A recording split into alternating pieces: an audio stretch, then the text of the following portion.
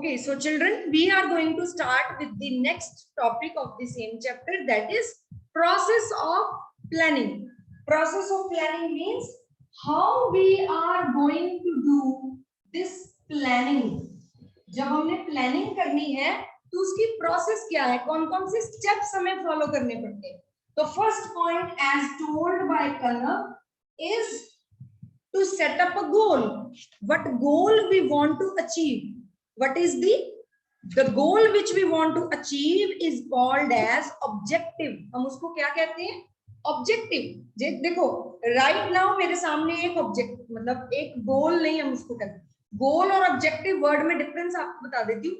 गोल होता है हमारा लॉन्ग टर्म में जो हमने अचीव करना है, ठीक है.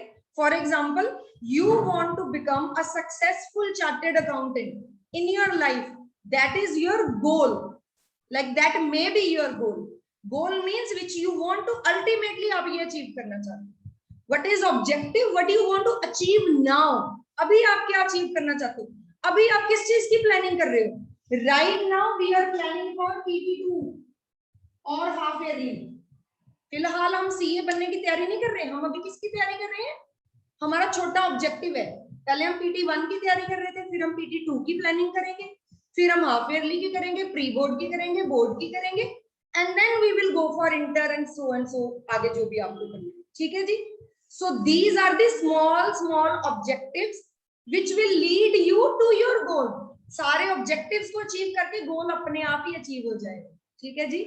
तो राइट नाउ जिस चीज के लिए हम प्लानिंग करने जा रहे हैं उसको कहते हैं ऑब्जेक्टिव. तो फर्स्ट हमारा स्टेप है setting objective. Objective means what you want to achieve right now.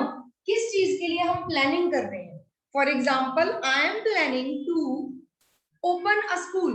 मैं चाहती हूं कि मैं फगवाड़ा में एक स्कूल ओपन करूं जो नर्सरी से 10+2 चलता हो. ठीक है. This is my objective. अब ऑब्जेक्टिव सेट करने में हमने अभी डिस्कस किया, हमें ये भी देखना है कि क्या वो टेक्निकली पॉसिबल है, फिजिबल है, हमारे लिए फाइनेंशियली फिजिबल है.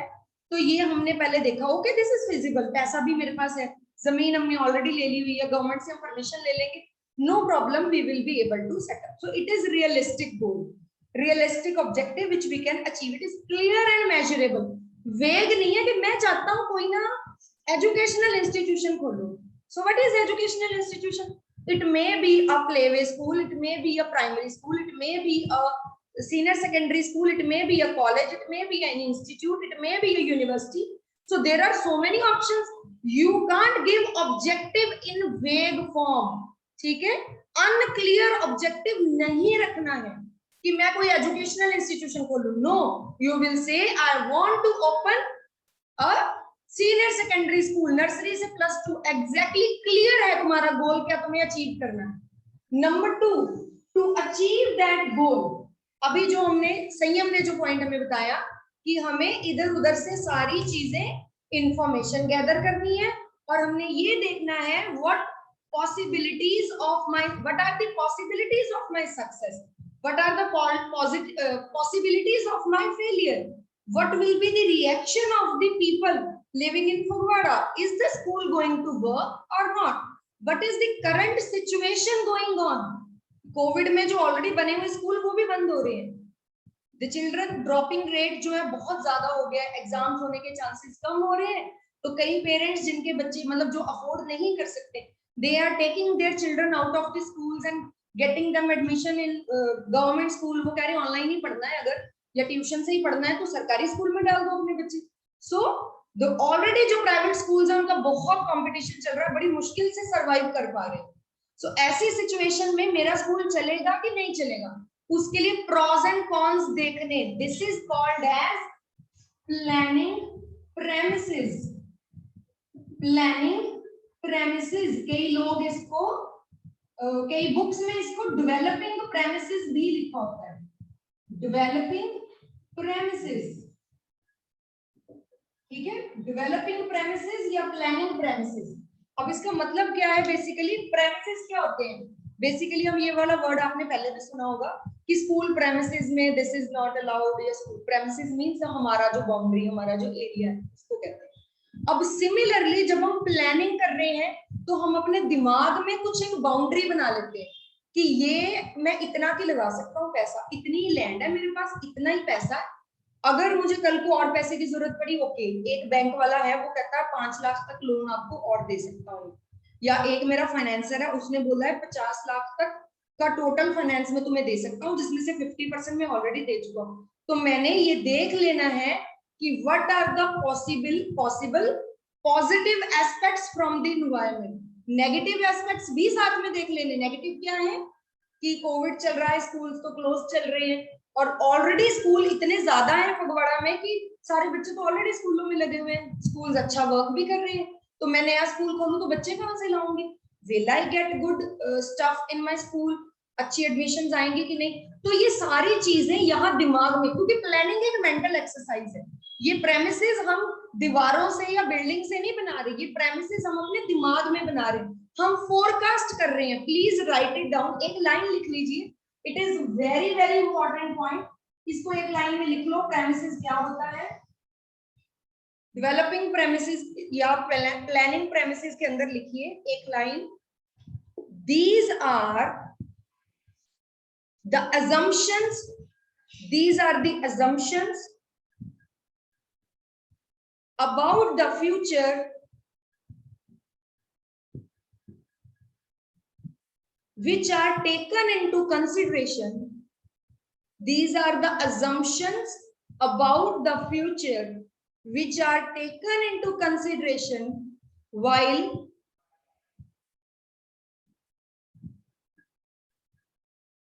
planning. While planning, for example, कौन कौन सी assumptions हो सकती हैं? For example,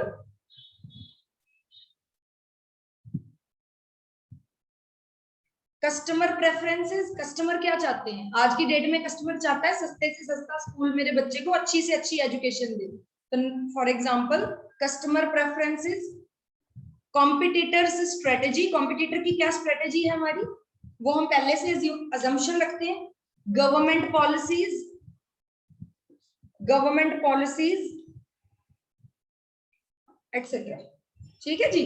तो हम पहले से कुछ assumptions करके रखते हैं to do this planning, so that is called as planning premises या developing premises। डन है बेटे? थर्ड वन, अब मैंने assumption भी ले ली, मुझे पता चल गया ओके फगवाड़ा में ऑलमोस्ट पंजाब बोर्ड का भी, सीबीएसई का भी, आईसीएसई का भी स्कूल है, +2 तक भी है, अच्छे रिजल्ट्स भी दे रहे, तो कस्टमर को क्या चाहिए? तो जो भी मेरी अपने दिमाग में assumptions थी वो मैंने कर ली। अब उसके बाद है ऑप्शंस। प्लानिंग करते वक्त मैंने कुछ ऑप्शंस भी देखनी है कि what type of school I want to open, या where I want to open a school. What do I want कि पहले ईयर से 12th तक स्टार्ट कर दूं, या पहले सिर्फ 5th तक चला के देखो। In the coming 2 years I will upgrade it to 8th and then 10th and then 12th, ऐसे कर देंगे। तो मुझे कुछ ऑप्शंस देखनी है अबाउट द लाइक ऑब्जेक्टिव जो मैं अभी कर रही हूँ, जो मेरा ऑब्जेक्टिव है उसके लिए मैंने कुछ ऑल्टरनेटिव्स देखने। तो मैं इसको हम लिखते हैं identify alternative course of action. ठीक है जी, ऑल्टरनेटिव कोर्स ऑफ एक्शन का मतलब होता है ऑप्शंस देखनी है मैंने क्या क्या है। जैसे मेरे पास ऑप्शन है मैं पंजाब बोर्ड का स्कूल खोलूं, सीबीएसई का खोलूं या आईसीएसई का खोलूं, ये तो मैंने सोचा ही नहीं अभी तक, तो वो मेरे पास ऑप्शंस है। क्योंकि पंजाब बोर्ड का स्कूल खोलूंगी तो उसमें मतलब ग्रेडेशन के लिए जो हमारी रजिस्ट्रेशन है उसके लिए कम खर्चा होगा, सीबीएसई का स्कूल है तो उनकी रिक्वायरमेंट ज्यादा खर्चा होगा। अगर आईसीएसई बोर्ड है तो वहाँ एडमिशन कम होती है, लोगों को लगता है कि इसकी पढ़ाई बड़ी मुश्किल है, और अगर आईसीएसई बोर्ड से एफिलिएट करेंगे तो डेफिनेटली हमें फी भी ज्यादा चार्ज करनी पड़ेगी, and people are not in the position to pay so much of money.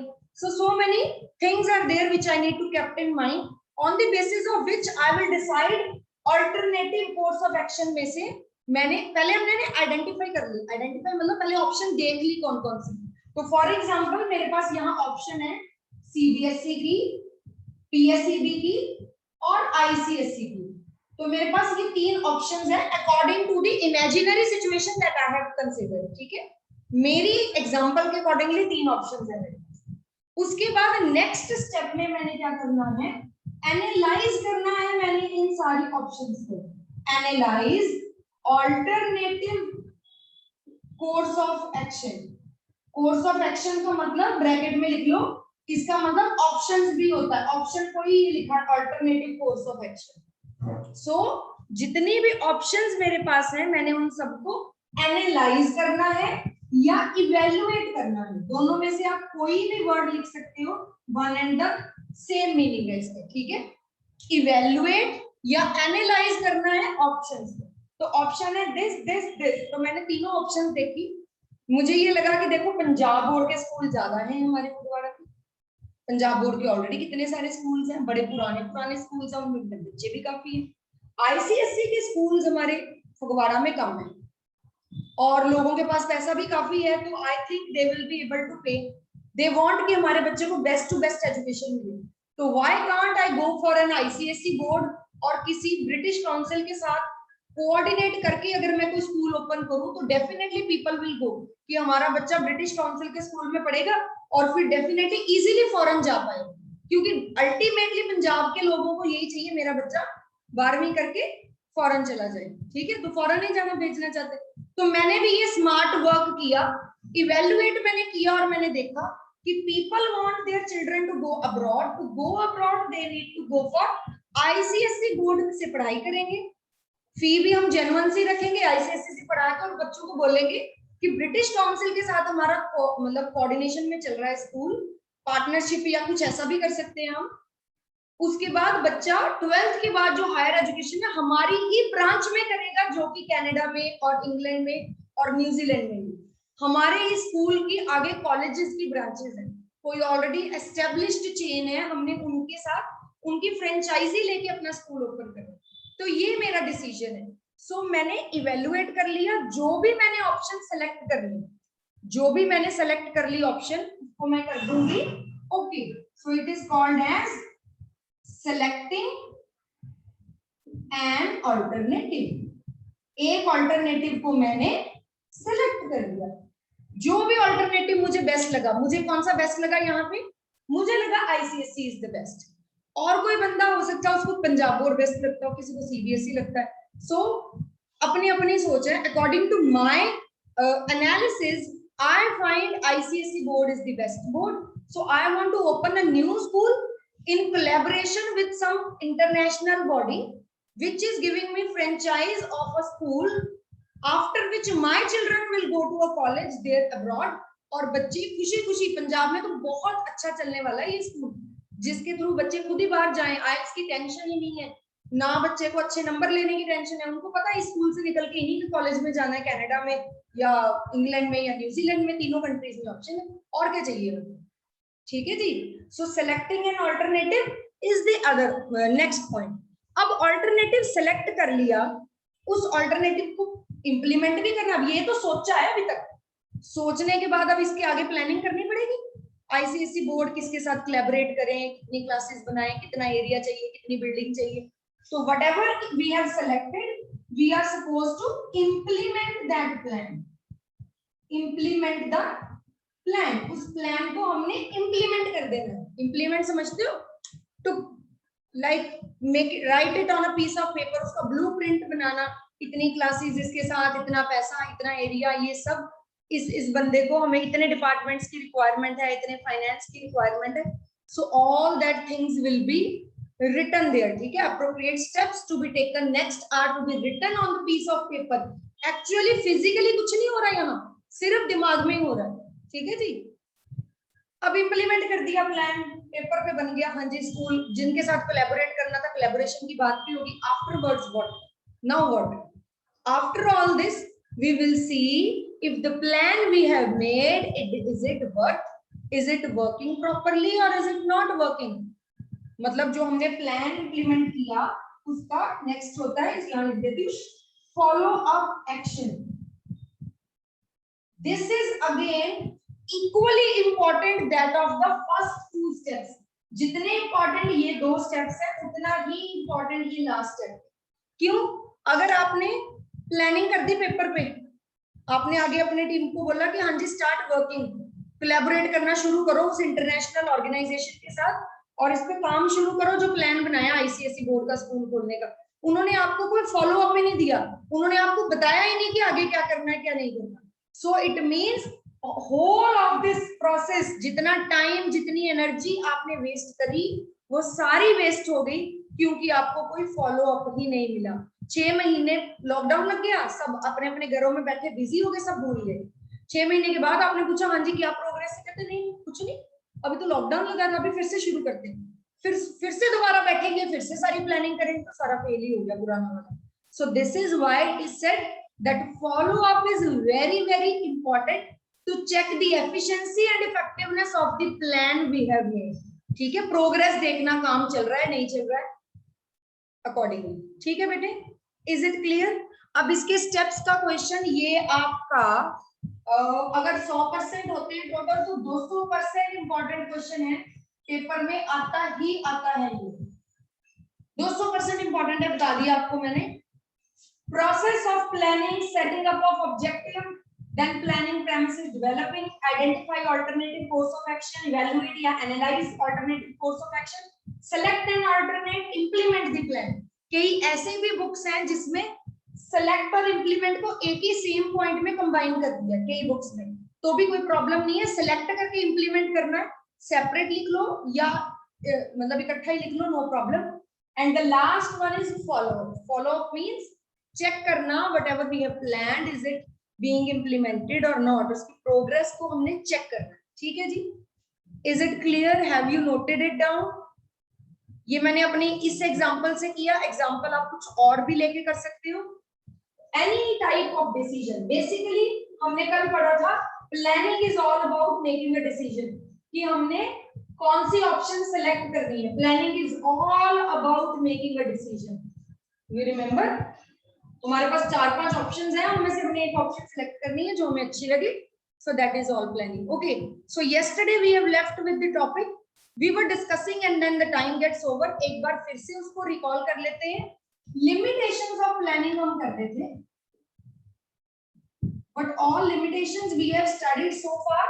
कौन कौन सी लिमिटेशंस हमने कर ली थी? एक कि प्लानिंग से सक्सेस की गारंटी तो होती है, मे भी प्लानिंग हमारी चल जाए, मे भी प्लानिंग हमारी फेल हो जाए, ये हम कर चुके हैं. Yes, I am allowing you to unmute yourself in case you want to give in a point. You can raise your hand to tell me the points which I should write. First point जो मेरे दिमाग में भी है, हमने कल discuss किया था, that it does not guarantee success. Success की गारंटी नहीं देता कोई भी plan. It may be successful, it may not be successful. This is the first point. What else we discussed? Mitali, you can tell me limitation of planning. Mitali, it involves huge cost. Yes, it involves huge cost. महंगा है ये. अगर हमें planning करनी है तो देखो, planning करना, सोचना, डिसाइड करना, ये भी हर किसी की बस की बात नहीं है. कई ऐसे बिजनेसमैन होते हैं जिनके पास सिर्फ पैसा होता है, काम नहीं पता क्या करना है, कैसे करना है, they don't know. So they appoint someone who will sit and make a plan. So it involves cost, huge cost. That cost is the cost of the person making the plan and also all the other parties to the committee बनाई है, सब बैठे हैं तो उन सबकी cost plus time भी लगता है. हाँ जी, काव्या. यस बेटे. Ma'am, it does not work in a dynamic environment. It may not work in, may not word बेटे मैं यूज कर रही हूँ, does not नहीं करूँगी. May means maybe or may not be. So I am using the word may. It may not work in dynamic environment. आप बोलोगे एक ही बात है, does not, may not, फर्क है. Does not का मतलब है कि अगर डायनामिक हुआ तो कभी भी नहीं चल सकता. It may work, ये भी हो सकता है हमारा जो प्लान है चेंजिंग एनवायरनमेंट में वो और अच्छे से काम करेगा, ये भी तो हो सकता है. So that is why I said may not work in dynamic environment, may भी अच्छा हो जाए. Okay, so who else want to, Tamanna wants to add a point. Yes Tamanna. And at least when you are giving an answer, switch on your camera so that I can see you on the screen. ठीक है. Yes Tamanna. Ma'am it is a time consuming process. Yes, जैसे हमने पहले लिखा cost भी ज्यादा लगती है, it is a time consuming also, time भी बड़ा कंज्यूम करता है, it is a time consuming process. ठीक है जी. और अगर फेल हो गई तो फिर से वो सारा टाइम दोबारा लगाना पड़ेगा. Jasmine, you want to answer? Ma'am, it may not do the accurate forecast. हाँ ठीक है, वो लिख सकते हैं हम, वैसे वो इसी के अंदर नहीं आ गया. It may not give, like it may not be accurate, ऐसे लिख लें. It may not be accurate मतलब कि जो फोरकास्टिंग हम करते हैं, हो सकता है हमारी फोरकास्टिंग गलत हो जाए, हम कुछ और फोरकास्ट करें और एक्चुअल में वो ना हो, उससे उल्टा ही कुछ हो जाए. That is also possible. Okay, Aditi wants to answer. Aditi. Ma'am, it discourages creativity and initiative. Yes, it discourages creativity. ये भी कल बताया था. अगर हम अपना प्लान आपको दे देंगे कि आप इस प्लान पे काम करो, तो आप अपना दिमाग तो लगा ही नहीं पाओगे. How you will be able to think? It discourages. अभी पॉइंट्स खत्म हो रहे हैं बुक में से, तो अपना दिमाग खोलना शुरू करो, सारे सोचना शुरू करो और क्या आएगा इसमें. It discourages creativity and initiative. कोई भी इनिशिएटिव लेना है तो you will not be able to take a new step, new idea, because you are being discouraged. Okay, Kannam Batra काफी देर से हैंड खड़े किया है. हाँ जी Kannan. Planning can be fictional and hypothetical. Ideas may not be possible at present, like तुम थोड़ा धीरे धीरे बोला करो. technological you problems. Are speaking so fast, I can't get you. थोड़ा आराम से बोलो. Planning can be fictional and hypothetical. Ideas may not be available, possible at present due to technological reforms. वही बेटे, वो ना यहाँ पे आ गया सेम सेम ही. It may not be accurately forecast या it does not guarantee success, की घूम फिर के उसी पॉइंट के आसपास घूम रहा है. मैं समझ गई तुम जो कह रहे हो.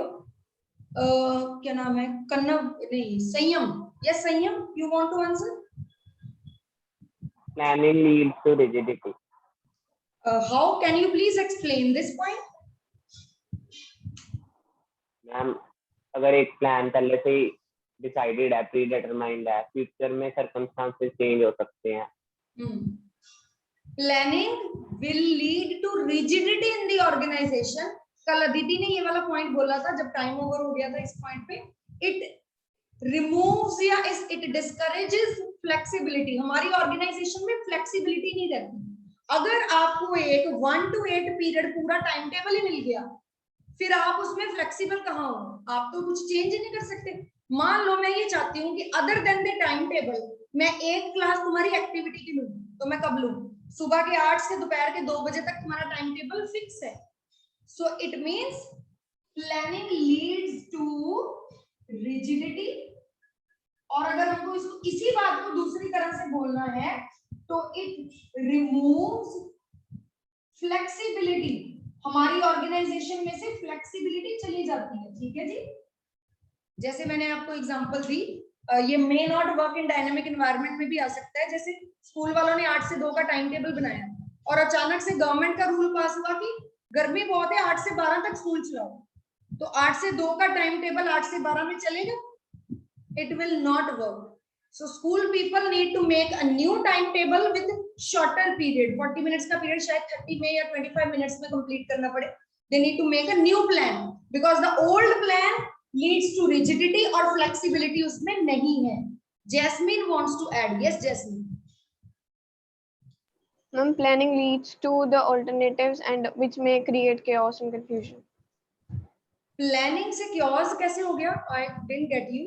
मैम, जब alternatives आ जाते हैं हमारे पास, हर चीज को करने के लिए different alternatives हैं, तो the person may get confused. मैं समझ गई. बट वो ऑर्गेनाइजेशन में नहीं होंगे, वो